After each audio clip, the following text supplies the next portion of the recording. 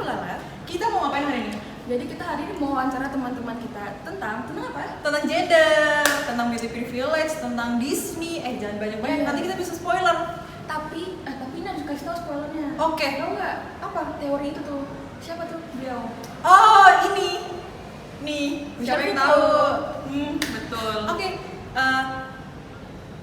Apa lagi?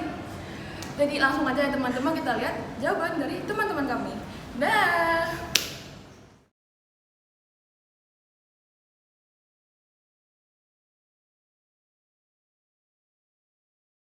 Halo, aku Yang dari Sastra Prancis Angkatan 22 FIB KM.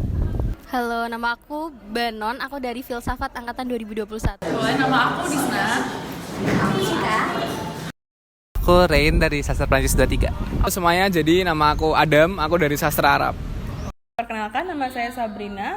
Saya dari Sastra Prancis Angkatan 2023. Saya Xavier dari Sastra Prancis Angkatan 2023. Kenalin, aku Nanda dari Sastra Arab. Aku Najih dari Sastra Arab juga. Aku Nabil dari Sastra Arab juga. Aku juga Rangga dari Sastra Arab. Oke, sekarang aku Mungkin kalian bakal proyeknya bakal mengkaji soal teori panoptikon Michel Foucault, digabungin sama kajian gender, mungkin ya. Michel Foucault. Gak tahu sama sekali. Kalau yang terlintas di pikiranku tuh panoptikon kalau nggak salah ya tentang pengawasan kekuasaan dalam masyarakat. unik ya, karena panobjek kayak nggak pernah denger gitu ya. Oke, kalau kamu?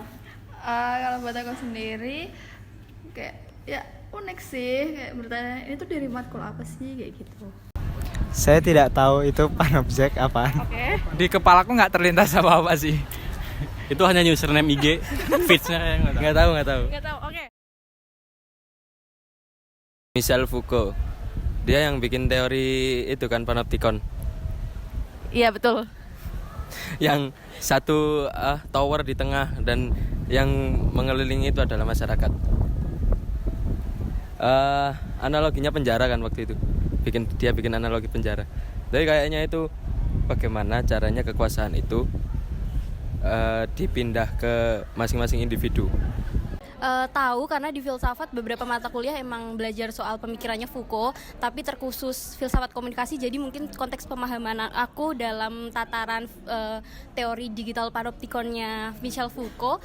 Jadi kurang lebih mungkin panoptikon ini bisa dibilang sebagai konsepnya Foucault untuk membangun kesadaran melalui pendisiplinan. Jadi bagaimana regulasi dan normalisasi suatu norma atau hukum gitu.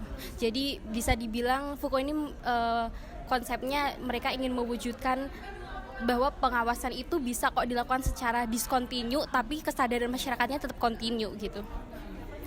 Michel Foucault, aku juga nggak terlalu tahu banyak, cuman setahuku dia yang pencetus teori panoptikon tadi tentang pengawasan dan pengawasan kekuasaan dalam masyarakat, terkhususnya di bidang sosial.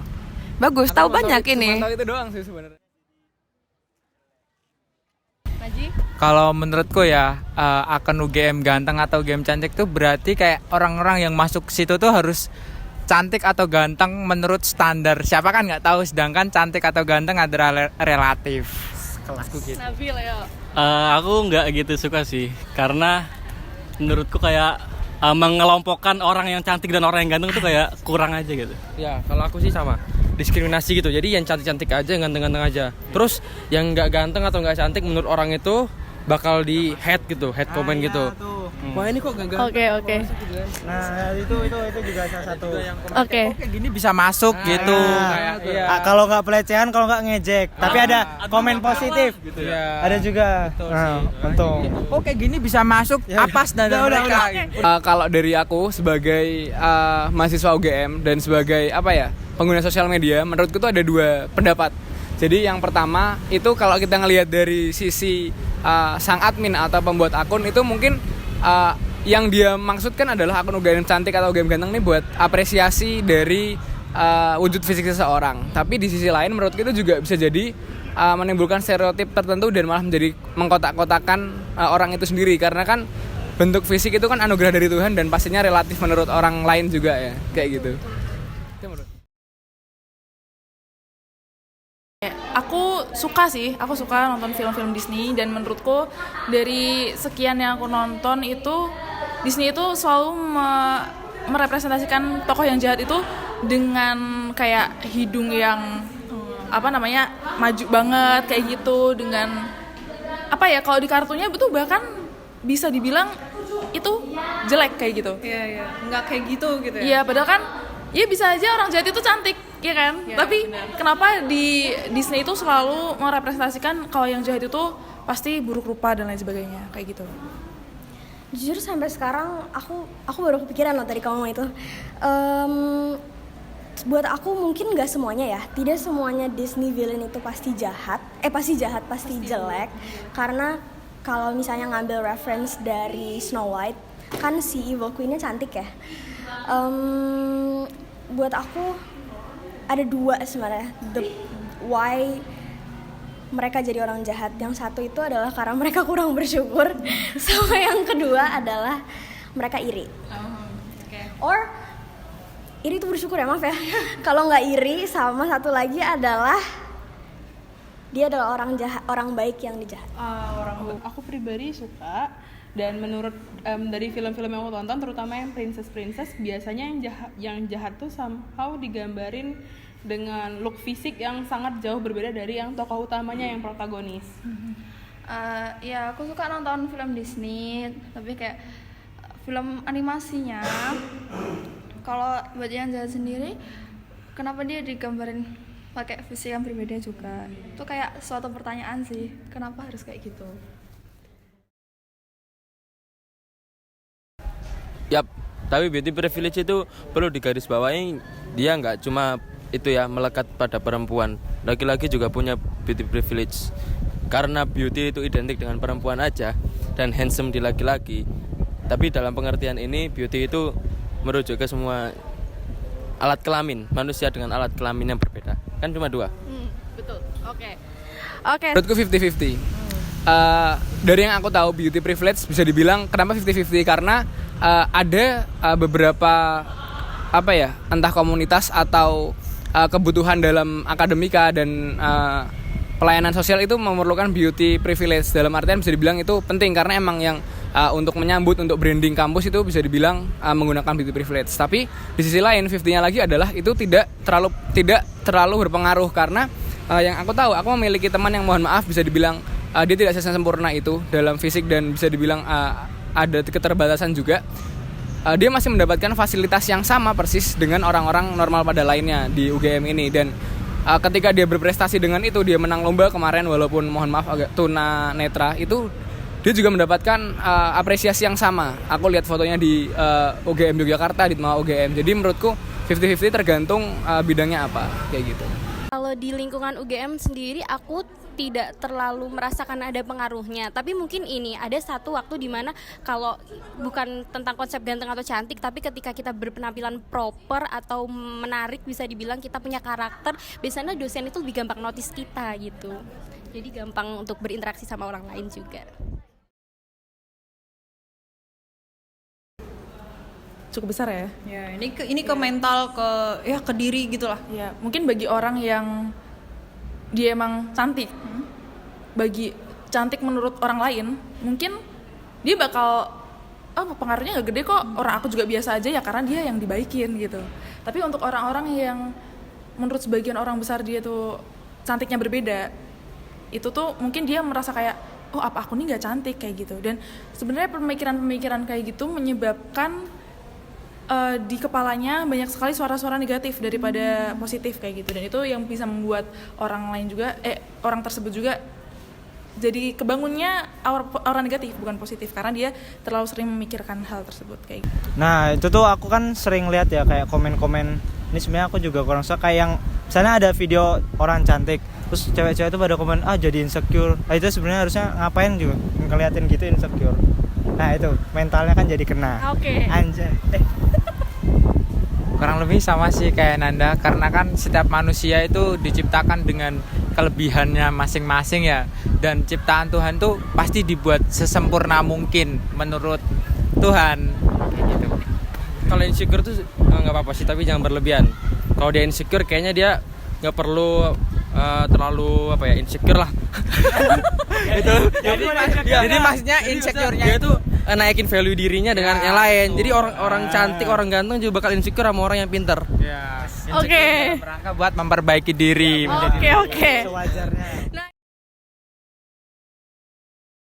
Menurutku definisi cantik itu di mana seseorang bisa mengekspresikan dia sesuai dengan hati dia. Menurut aku cantik itu bukan soal luar aja, soal gimana ngikutin social standar, beauty standar, tapi cantik itu ketika kamu mampu menempatkan diri kamu di mana kamu berada, dan cantik itu ketika kamu mampu memperlakukan orang baik yang semestinya gitu.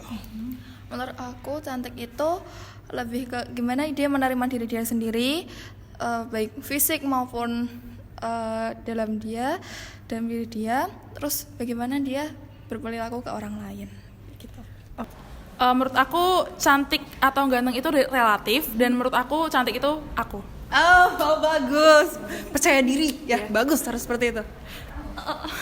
Kalau buat aku, personally cantik itu mama aku, ganteng itu papa aku. Oke.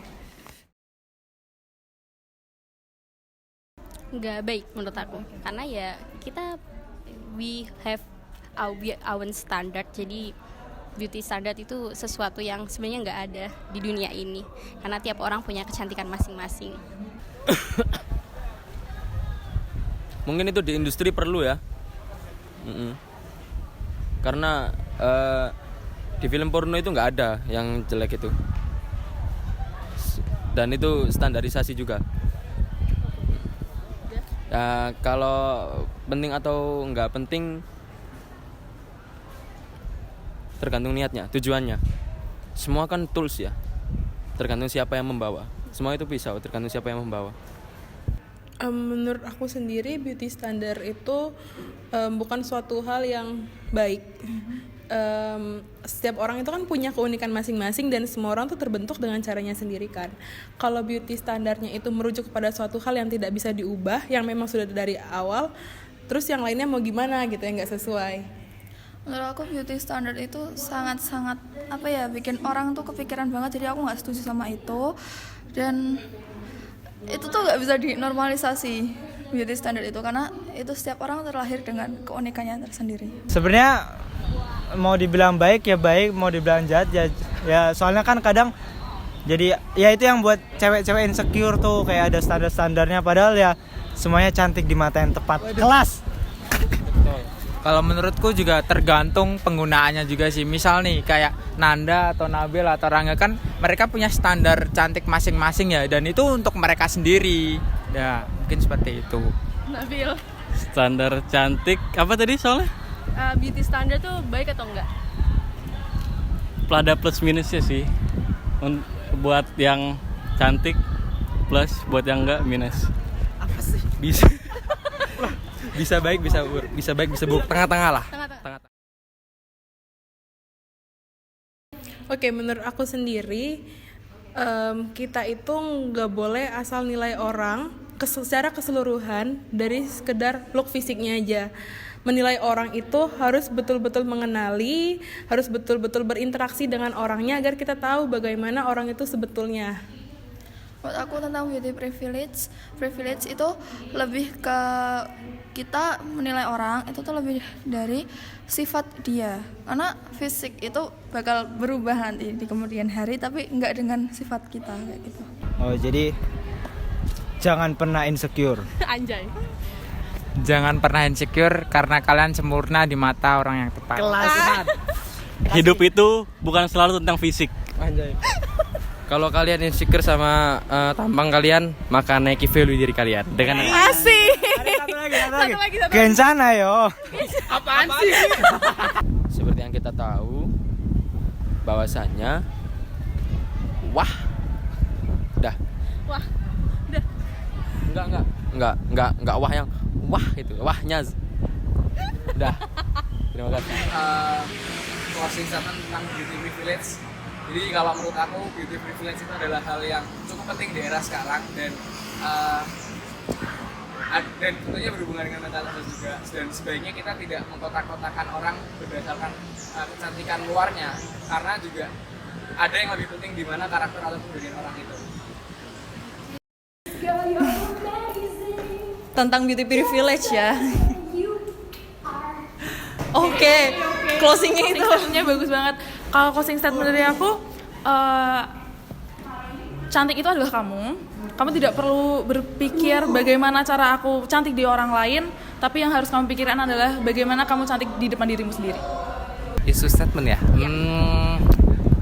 Untuk saat ini sih beauty standard sendiri memang jadi icon bagi generasi Gen Z terutamanya, karena ya Gen Z karena Gen Z apa ya, mungkin lebih mengutamakan mereka melihat looknya dibandingkan mereka melihat skillnya, kayak gitu. Jadi kayak menurut aku sih kalau diterapkan itu kayak kurang cocok aja sih untuk di lingkungan sehari-hari. Jadi teman-teman harus pede sama kecantikan kalian sendiri, karena manusia itu emang pada dasarnya unik kalau di filsafat manusia. Jadi jangan takut, jangan rendah diri, karena kalian itu unik dan kalian itu diciptakan oleh Tuhan berdasarkan kebermanfaatan dan juga kepribadian kalian masing-masing. Jadi stay positif. Terima kasih.